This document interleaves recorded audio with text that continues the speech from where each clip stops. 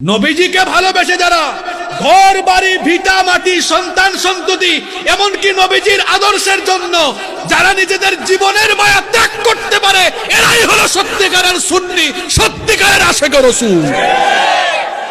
নবীজির মিলাদে জন্মের পরে আগমনের পরে আবু লাহাব হয়েছিল খুশি না বেজার।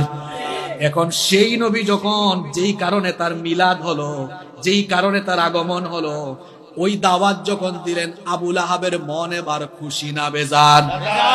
এই যুগেও দেখবেন অনেক আবু লাহাব আছে যারা নবীজির মিলাদুন নবীতে নারাজ হয় না, অখুশি হয় না, কিন্তু যদি নবীর আদর্শ কায়েমের কথা বলা হয় আবু লাহাবের গোষ্ঠী নারাজ হয়ে যায়। আমরা নবীজির মিলাদেও খুশি, আবার নবীজির আদর্শ মানার বেলায় খুশি, ঠিক কিনা?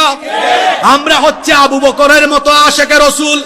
নবুয়তের আগেও আবু বকর ছিলেন রাসূলের বন্ধু, নবুয়তের দাওয়াত গ্রহণ করে নবীজির ওফাত পর্যন্ত তিনি ছিলেন নবীজির আশিক, ঠিক কিনা?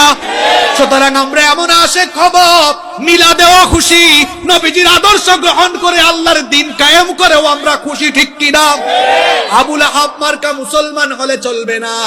সমাজে দেশে অনেক আবু লাহাব পৃথিবীর বহু জায়গায় থাকতে পারে যারা একদম ঘটা করে নবীজির মিলাদকে তারা মানবে, কিন্তু নবীজির যে কারণে মিলাদ হয়েছে, যে কারণে আগমন হয়েছে, সেই কারণ যদি বলা হয় মদিনায় নবীজি 10 বছর কোরআন দিয়ে রাষ্ট্র চালিয়েছেন, এটা নবীর সুন্নত, এটা মানো।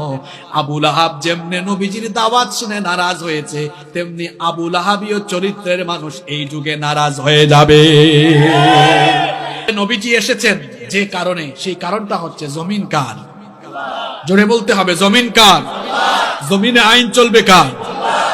এই আল্লাহর জমিনে আল্লাহর দ্বীন কায়েমের দায়িত্ব নিয়ে নবীজি আসলেন। এই কারণে স্বার্থবাদী লোকেরা, স্বার্থান্বেষী লোকেরা তারা তখন নবীজির বিরোধিতা আরম্ভ করলো। নবীজি যদি বলতেন যে আমি আমার দাওয়াত দেই, মসজিদে আমি আছি, আর বাহিরে কোনো কর্মকাণ্ড নাই, আবু জাহাল বলতো ভাতিজা কোনো অসুবিধা নাই, একদম বাইতুল্লাহর খতিব বানায় দিব, কোনো অসুবিধা। আবু জাহেলের সাথে এত ঝামেলা হইল কেন? নবীজি বললেন চাচা, আবু লাহাবকেও বললেন আপনাদের কথা মতো সব চলবে না, আলা লাহুল খালকু ওয়াল আমর, জমিন যার, আইন চলবে। আবু লাহাব বেজার, কই দেখছো গারবা আমার ভাতিজা কি কয়। এই তো শুরু হয়ে গেল নির্যাতন, নিপীড়ন, নিষ্পেষণ, কিন্তু ভয়ের কোনো কারণ নেই। নির্যাতন, নিষ্পীড়ন, নিপীড়নের পরে, অন্ধকার পরে আলোকচ্ছটা এসেছে, অন্ধকারের পরে আলো আছে না নাই? এই জুলুম নির্যাতনের পরে ইসলামের বিজয় দিয়েছেন কে? আল্লাহ। নবীজিকে মক্কা থেকে বের করে দিয়েও তারা বদরে এসেছিল গোটা মুসলমানদেরকে শেষ করে দিতে। মাত্র 313 জন নিয়ে নবীজি গেলেন। কয়জন? ভেতরে ইমানি চেতনা ছিল কম না বেশি? এরা আসছে 1000 কাফিররা। 313 জন 1000-এর উপরে এমন ভাবে ঝাঁপিয়ে পড়েছে, এমন কুপাকুপি আরম্ভ হয়েছে যে 1000-এর ভেতরে 70 জন এখানে নিহত হয়ে বাকি কাফেররা পালাতে বাধ্য হয়েছে, ঠিক কিনা? সংখ্যা ছিল কম, ইমানি জজবা ছিল, ইমানি জজবা ছিল। তাহলে নবীজি মিলাদ হয়েছে, আগমন হয়েছে যে উদ্দেশ্যে, সেই উদ্দেশ্যের কথা বললাম। তাহলে সেই নবীর প্রতি আমার আর আপনার দায়িত্ব কি?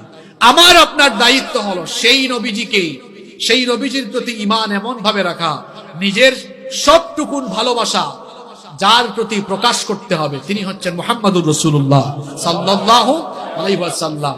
তাকে ভালোবাসতে হবে নিজের জীবনের চাইতে, কারণ নবীজি বলেছেন লা ইউমিনু আহাদুকুম হাত্তা আকুনা আহাব্বা ইলাইহি মিন ওয়ালিদিহি ওয়া ওয়ালাদিহি ওয়ান নাসি আজমাইন।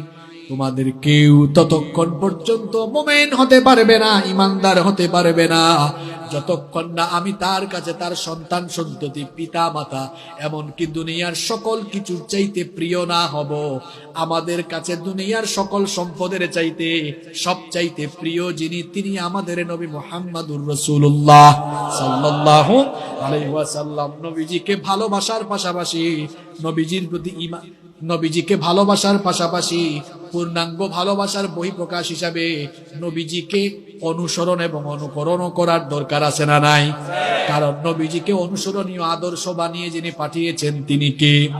এই জন্য রব্বুল আলামিন কোরআনুল কারীমের 33 নম্বর সূরা সূরাতুল আহজাবের 21 নম্বর আয়াতে বলেছেন লাকাদ কানা লাকুম ফি রাসূলিল্লাহি উসওয়াতুন হাসানাতুন লিমান কানা ইয়ারজুল্লাহা ওয়াল ইয়াওমাল আখির ওয়া যাকারাল্লাহা কাসীরা। আল্লাহ তাআলা বললেন, তোমাদের মধ্যে যারা আল্লাহ এবং আখিরাতের আশা রাখে তাদের জন্য তাদের জীবনের সর্বোত্তম আদর্শ হচ্ছেন আমার রাসূল। কথাটা যিনি বলেছেন তিনি কে? আল্লাহকে পেতে হলে, আল্লাহর আনুগত্য পূর্ণাঙ্গভাবে করতে হলে আগে নবীর আনুগত্য করতে হবে। এই জন্য রব্বুল আলামিন সরাসরি কোরআনে কারিমে জানিয়েছেন, মাইয়ুতি'ইর রাসূল ফাকাদ আতা'আল্লাহ ওয়া মান তাওয়াল্লা ফামা আরসালনাকা আলাইহিম হাফিযা। রব্বুল আলামিন বলছেন, যে ব্যক্তি রাসূলের আনুগত্য করবে সে যেন আল্লাহরই আনুগত্য করলো, আর যে ব্যক্তি রাসূলের আনুগত্য থেকে মুখ ফিরালো আল্লাহ তার থেকে মুখ ফিরায়া, আরো জোরে বলে আল্লাহ তার থেকে মুখ ফিরায়া। এই জন্য আল্লাহ তাআলার পূর্ণাঙ্গ আনুগত্য হাসিল করতে, আল্লাহ তাআলাকে পেতে হলে রাসূল করিম সাল্লাল্লাহু আলাইহি ওয়াসাল্লামকে পরিপূর্ণ ভালোবাসতে হবে, পরিপূর্ণ অনুসরণ করতে হবে। আল্লাহকে যে পাইতে চায়, এটাও লিখেছেন আমার জাতীয় কবি কাজী নজরুল ইসলাম, সুবহানাল্লাহ পড়ে। হ্যাঁ, আমাদের দেশে অনেক কবি আছে, আজানের আওয়াজ নাকি তার কাছে বিরক্ত লাগে, এরকম কবিকেও রাষ্ট্রীয় সম্মাননা দেওয়া হয়।